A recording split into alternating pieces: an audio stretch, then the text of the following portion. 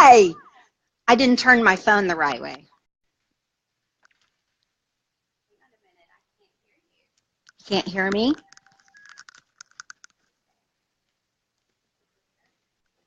I'm going to flip it around here.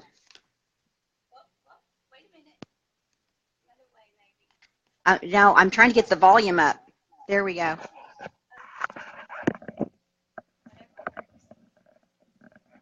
Can you see me?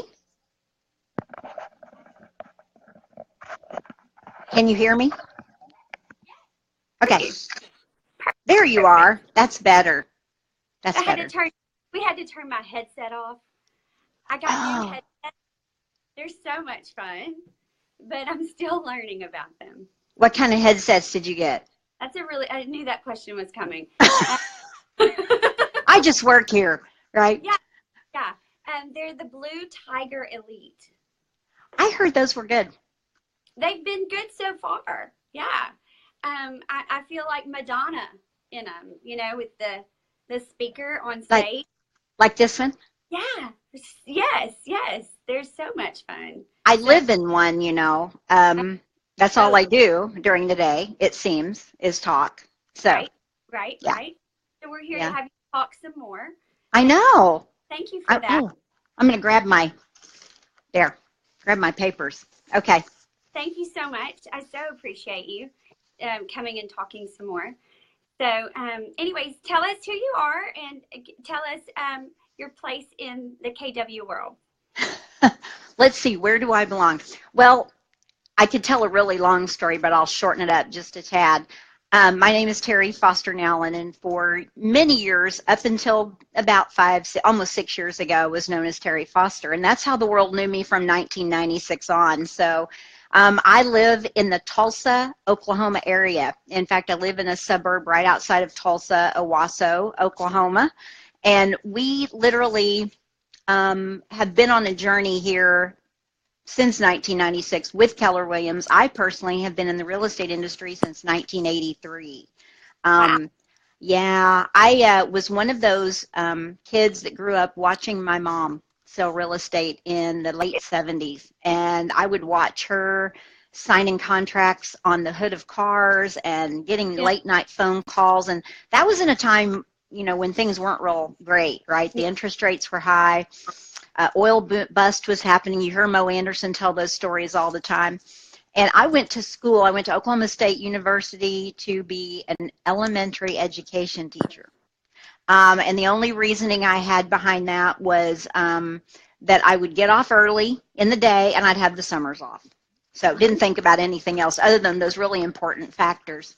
My father-in-law was a builder, and in the Owasso area. And so we built a home and we moved here in 82 actually. And my father-in-law couldn't figure out why I wasn't going into real estate. I mean, he knew my mom from there, and I was like, because I never wanted to be a realtor, and I ended up doing it. I think I sold 2 or 3 houses my first year. It was horrendous. And then my real estate career built. I didn't know anything different than to sell with interest rates at 16%, right? I mean, that's just what they were. So we got real creative. I'm thankful for that time, though. Yeah. Kind of built my way into doing some management for my mom's company, which was an independent company here in Owasso. She was with another large broker in Tulsa for years before she stepped out on her own. And from there, we merged with the largest independent broker in 1990.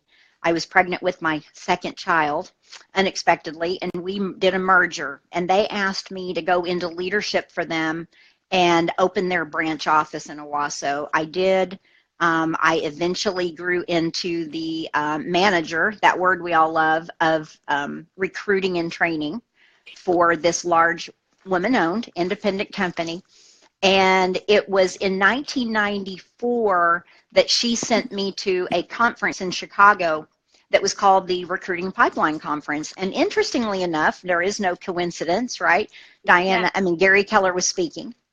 And I chose to go to one of his breakout sessions that was titled, What Realtors Really Want to Know.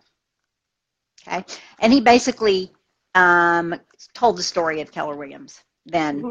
And in the back of the room was the woman that trained me in 1993, Mo Anderson. I mean, 1983, Mo Anderson. And I met her because she owned Pro Development at that time. Now we understand that to be a productivity coach. And then back then, she literally went into the state of Oklahoma and trained all the new associates, and she got a piece of their production. So that's how I met Mo. And there she was at the back of the room. And she said, Terrie, let's have coffee. And we did. She wanted to know what I thought, and I couldn't figure out why anybody else would want to be with this company. And interesting enough, did not understand at that point. She was kind of feeling me out about who could help her open in the Tulsa area. She'd opened in Oklahoma City, which was the first franchise state, actually, outside of Texas. She pioneered there and then was going into Tulsa. And I tried to talk my broker into joining Mo at that time. That wasn't the path. And then this awesome woman who I love dearly, Sherry Lewis, came to me one day at our board of realtors in the parking lot and said, I want to talk with you. I'm getting ready to launch 2 franchises, and I would love to you to join me in this role we call a team leader. Okay, so the conversation started, the career visioning started, and I didn't want to be in Tulsa. I wanted to, my love was to be in the town that I grew my career in. She made that happen. We opened in 1996. Sherry launched 2 offices within a 2-month period. And I was one of them. And we opened with 8 associates because back then you could do that, right? And so we've been open since 1996. And one of the interesting things I was thinking about is I coach a lot of millennial team leaders. And I think, oh, man, we need that energy in that age group and da-da-da-da. And my 92-year-old mom reminded me about a month ago that I was one of them back in 1996. I went, oh, yeah, yes, I was, wasn't I? So we did that, doubled in size, got some great awards. I don't know if that noise is on my end or you can hear it. Can you hear that? Yeah, I do hear it. And I don't know either. It's just part of the growing pains of Facebook Live split screen. Okay. Just making sure that wasn't me. But anyway, that's kind of my background. I went from team leader. Sherry gave me an opportunity. Okay, you're being awful humble, and I'm going to stop you. So you won some great awards, and those awards would be Team Leader Hall of Fame. Oh, Team Leader Hall of Fame. Black Belt. The President's Award that Mo Anderson gave in 2004. That was a shocker. A family reunion. I don't even know if we do that anymore. But yeah, those were some pretty awesome awards that, our market center won lots of awards, and we're in a very an interesting market. We're in a market of no more than about 40,000 people. Right. So, and I was looking at our numbers the other day because I'm still an investor partner there. And our team leader, Julie Smith, there has that market center up to 190 now. So that's pretty awesome, right? We're #1 in market share. Some great achievements. It's just a blast. So awesome. we went from there, and I became an operating partner in the Greater Heartland region, and that was kind of where my story started turning. Coaching, getting my first coach. In 2009, making some really big life changes. My first husband was diagnosed with prostate cancer, advanced prostate cancer, at the age of 46. And so we had a lot of things to do. It really woke me up at my age and was like, okay, I'm kind of behind here. I need to get going. And that's when I got Cherie Lowry was my first MAPS coach. And Mo Anderson said, honey, I want you to be a MAPS coach. And I went down that path. So I became an operating partner, a MAPS coach the same year, started thinking about what my transition would look like. Went to open another market center with my friend Casey Bell in Des Moines, Iowa. And that was an interesting thing, driving to Des Moines, Iowa on the weekends and launching in a place you didn't know anything about for John Davis. So what was the drive time like? 7 hours. 7 hours on the weekend. Yeah. Yeah, we had that was grit. You gave me a question about grit. That was grit. So yeah. Hey, well, you've had a lot of grit. I mean, let's see, 1990, you said you were pregnant and then opening or buying out a market center or buying a franchise? Yeah. No, in 1990, we merged in. Yeah, we merged our office in with another. So. Yeah, since people are pregnant, they're nesting, they're not buying companies. Yeah, that's a little bit of sorry. You girls got to do what a girl's got to do. I mean, hey, they were 16 months apart, so it was like boy, girl, done. Yeah. Okay, I'm sorry to interrupt you. So 7-hour commute to Des Moines, Iowa to open a market center. And what happened after that? We got Des Moines open within a year. And during that time, in that particular period of time, I was opening that market center with Casey and a wonderful friend of mine named Jackie Sackett, and who was one of my agents in Owasso that was moving there, and she got an opportunity to invest. She grew up there. That was the year my husband's cancer really took a down spiral. And so I pulled myself out of Arkansas, Fayetteville, where I was the operating partner, out of the OP role to take care of my family. And it was at that time, Des Moines was getting launched. I stepped out of that OP role, and my coaching clients doubled. Now, I'd stepped out of the team leader role at that point, too. And my coaching clients doubled. I just stepped out. No, actually, I was still a team leader during that time. So, yeah, that was a busy time. So I kind of had to pull back to regroup. That's 3 roles. You're doing 3 roles at the same time, and your husband has cancer. Yeah. Is that right? You don't know it, though, when you're going through it. Yeah. Well, at that time, mine now are 27 and 28. Okay. But at that time, how old were they? That would be, look at me backtracking. They were in college. They were sophomore and freshman in college at that time. Okay. That's a lot, Terrie. That's a lot. It was. Okay. Yeah. Okay. So when you can have reasons or results, there really aren't any reasons when Terrie can handle all that. And you no, you got to and you have all these results. Okay. Yeah, it's a little bit of tenacity. Just a bit. Yeah. Just Keep a bit. Going. I know. Yep. I'm going to take my earpiece off just in case that noise I'm hearing is my earpiece. I hope it's not. Because yours. Okay. Can you hear me? Yes.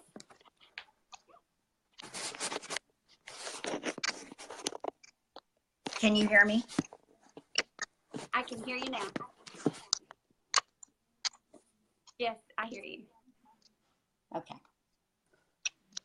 I can't hear you. Uh-oh. You got to turn your earpiece off. I'm still in your ear. I can hear you. Yeah. There we go. No, I couldn't hear you, so I had to put it back in. I don't know what's going on. Okay. We'll deal with it. So that's pretty much the road to where I got. That's how I got here. Well, but that was several years ago. And so are you still a team leader? No, I stepped out of the team leader role. It's been 5 years in October. And when I stepped out, my client load doubled as a MAPS coach. I coach leadership. So I doubled, I believe God did that. My client load doubled, and then that let me focus on the market center I was an investor partner in. I have 3. And I've been living in the MAPS coaching world and helping recruit and train, and it's really been fulfilling. I've just watched where it's taken me and all the people that I've met, especially over the past 5 years. So I did start a new venture in this last month with Seth Campbell on the Five Doors team, and I'm helping him a little bit in Oklahoma. And that's really kind of a cool thing too. So lots of opportunity keeps popping up. Yeah. Fantastic. I didn't know that. Good for you. And Yeah. so you've remarried. I have. This wonderful man that I really consider my best friend. He popped into our world just kind of odd. I wasn't going to remarry. I wasn't going to date. There wasn't anything. I wanted to stay away from that. I just wanted to work on business, right? And we connected weirdly enough on our old church's Facebook page, believe it or not, where we grew up in the same church together. In fact, my past husband and him knew each other. They played baseball together. They hung in the same circles. Their parents knew each other.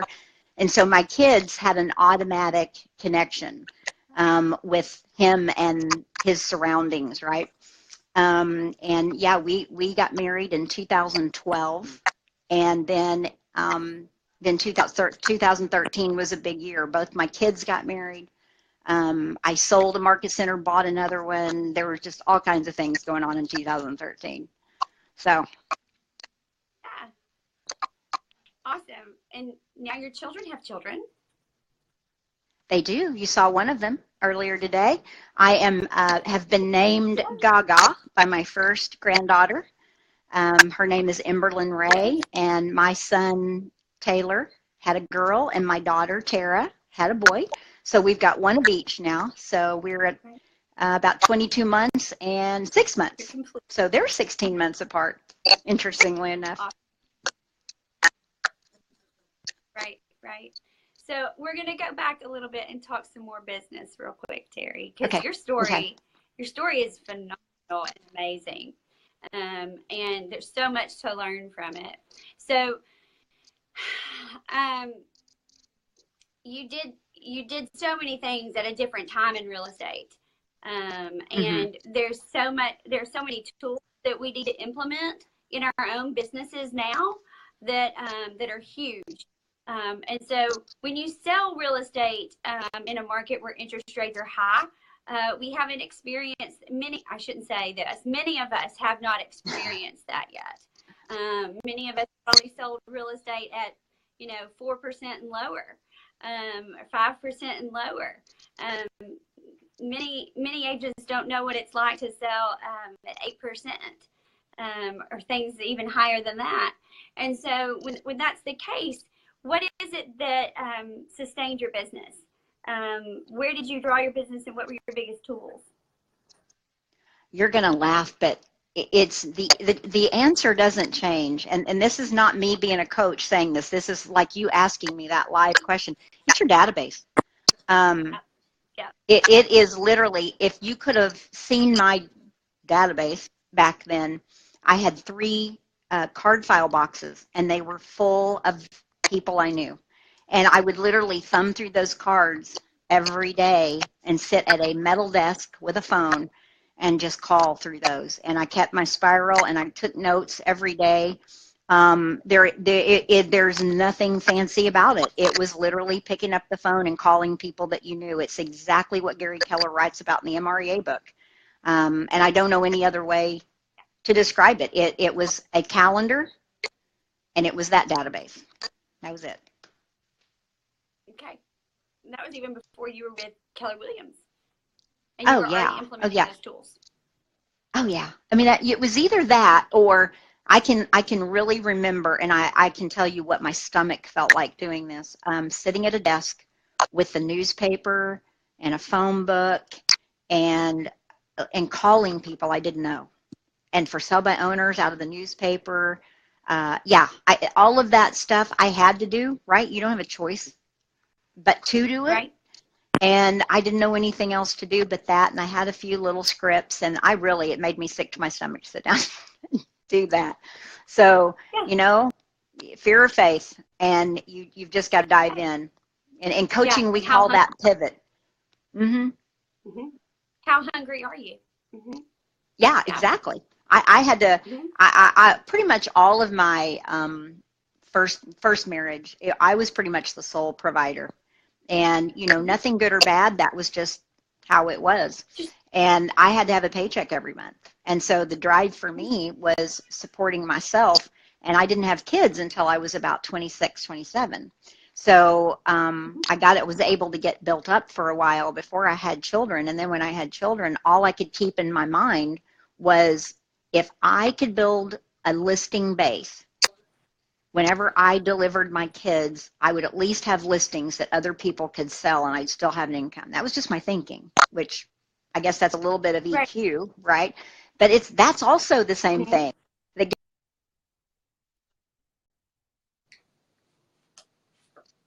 She's frozen. I think she had a call come in or something. Is she frozen on your end too? Mm-hmm. Terrie probably had a call or a text come in, and it freezes up when that happens.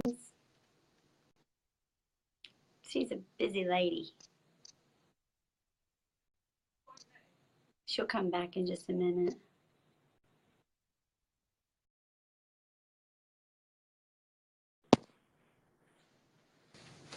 Oh no, where did she go?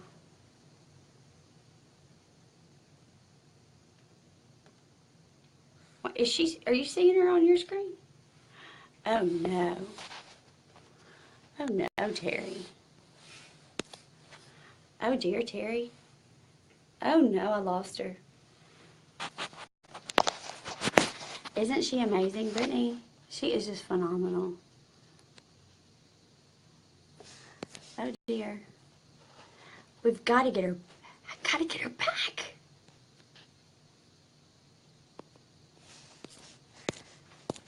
Oh no.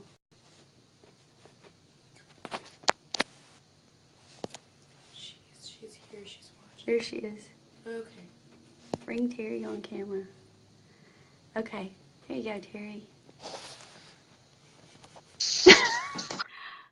There you are. I'm back. Somebody was trying to call me and it like totally took you away. Anyway, how do you tell people don't call me? I'm on Facebook. I love that. Don't call me. I'm on. So anyway, I'm on Facebook. Don't call me. So. Okay. That's fantastic. Okay. But that was it. That was pretty much it. Nothing new. Same thing. You did not reinvent the wheel. Nothing new. You still just got to show up and find ways to get in front of the people you know. Call them, whatever it is. Yeah. So, yes. All right. And then how did you manage your kids? What leverage did you use to have time? For real, because you're hammering it out, Terrie, like crazy. And so how did you manage to have time with your family and your kids? You know, I was the baby of 5 myself, and my dad was 45 when I was born. And I was a daddy's girl. And by the time I had my kids, you know, my dad was retired, and he was a Tulsa firefighter for years, and now my son is also followed in his footsteps. But I would say my dad quite near raised my kids during the day, because that was his thing. I had a niece that needed me to allow her to help take care of them too. She was having her own child at a very young age.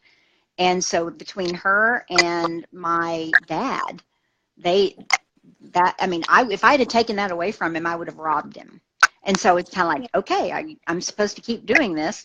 And I wouldn't have traded that for anything. In fact, it's part of my passion and drive to be the grandma I want to be, because I watched how important that was for me and my family and my kids and the relationship they have with had with him. So that was how he helped. I mean, he was my my stronghold. My mom kept working. In fact, my mom's 92, and she just 2 years ago let her license go inactive, if that tells you anything. So she worked. After she had me, it was like, it's my turn. I'm going to work. I love it. But I think what's real important is if we change the way we look at things sometimes, I think so many young mothers don't ask for help. And I think if you change the way you look at it and look at it as a win-win, like you are, like you did with your kids going and staying with your dad. It was just as much for him as it was for your kids, as it was for you. It's a Yeah. win-win-win. And if Yep, we it all was. looked at it like that instead of I feel guilty and this and that, it get rid of that. And it was a win-win-win for everybody. That's right. Yeah. That's right. And I'm not one to like to ask for help. So, yeah. Yeah, we But don't. he kind of, We don't yeah, do we that. don't. But I didn't want to disappoint my dad either, and that was important to him. So it was a great Yeah. learning experience. Awesome. Awesome. If there's one thing you could share with a younger agent starting out or a new mother starting out in this business, what would it be? I didn't learn it quick enough, and this was when I struggled with writing this huge list out when you asked me those questions. And I would say the best piece of advice I have for any mother, any wife, any woman is, be authentic, be yourself. I've really become a student of Brene Brown, and she really speaks to authenticity in your life and letting go of any kind of shame. And the key is make certain you're always making decisions for yourself. That the decisions that you make in your life, you're not making them because you feel like you're supposed to, or because it's going to get you where you need to go, or because it pleases someone. Never live to please others. In fact, one of her sayings that I have taken to heart is soft front, strong back, wild heart, and never be ashamed of how you appear to people in that. If I could recommend to Brooke, yeah. In fact, my friend Debbie Frapp got me a T-shirt that says that. It's soft front, strong back, wild heart. And some of the people that I see on here, I know I've given the book Braving the Wilderness to, or I've told them to read Braving the Wilderness. She has a whole series of books, and I got to see her live this past year at a Catalyst leadership event in Atlanta, and it was awesome. So I would go see her 10 times again, and she really helps bring in the psychology of loving yourself. And there's only one you. So authenticity is a big thing for me in my age now, and I wish I would have had that 15 years ago and understood it at a high level, because there's probably decisions I wouldn't have made based on me thinking I'm doing it because that's what other people wanted me to do, or that's what somebody told me I'd be great at, or whatever, if that makes sense. Yeah. Be you, be yourself. Oh, it makes, yeah. Being comfortable within your own skin is huge. Yeah. And it's still hard. That takes, it's very hard. But a lot it's of an times everyday, it's an everyday deal. Yeah. It takes age and I think experience to have that, to come into that sometimes. Yeah. I got a little bit of both. I have a lot to learn. I know that for sure. Yes. Yeah. And which is why I'm talking to so many of you wonderful women. I'm learning so much. So, and that seems to be a common thread. You're doing an amazing job. In fact, as I was going through these questions, because I'm like looking at the clock going, I know we're going to have to finish. And I'm happy to retype these questions and my answers and shoot them back to you. I think it would be great for you to post everybody notes from every call you do, because you're doing such an amazing job. I can tell this is really a passion of yours, and I would love that, Terrie. Would you please answer? Yeah. And I'm happy. I would love. One of the things I want to develop, and my husband will tell you this over and over again, one of the things I want to develop is a mentoring program for women. And, even if it's just to be able to talk or say, what did you do when this happened? Or, that's part of that. You asked me, where do you want to give back? Well, other than the American Cancer Society and KW Cares and my church, and the ministry that we have here with young married couples, I'm very passionate about how do I help women do things differently than I did, and be fearless. Yes, that is my passion. That is my passion and that's what this platform is to help women grow and grow in their business, in their families, and how can we make that happen? And that's what Yeah. this is all about. Yeah. Mastermind show, and many of us, such as yourself, and I've been in real estate for 16 years, and you know, we've walked this journey in Yes. many ways. And like I said, I am not omnipotent by any means. I have much to learn. I'm very clear. And so, but how can I pour into you? What can I help you with? How can I elevate you? That is my passion. And so, yes, how can I do that for another woman? That's what I want. Yes. So We all please. have to support each other. You bet. I'll do that. I'll do that, and I'll email them to you. How's that? Okay. Thank you so much, Terrie. You bet. You It's bet. been a joy, and your journey is amazing, and I can't wait to see your answers and learn more from it. Thank you so Well, much thank for your you. time. Thank you. And if anybody needs to get in contact with me, find me on Facebook. I do check my messages every now and then. Anyway. Yes. Thank you so much. You have a fantastic Thursday. Okay. Thank you, Claire. Bye, everybody. You bet. Bye.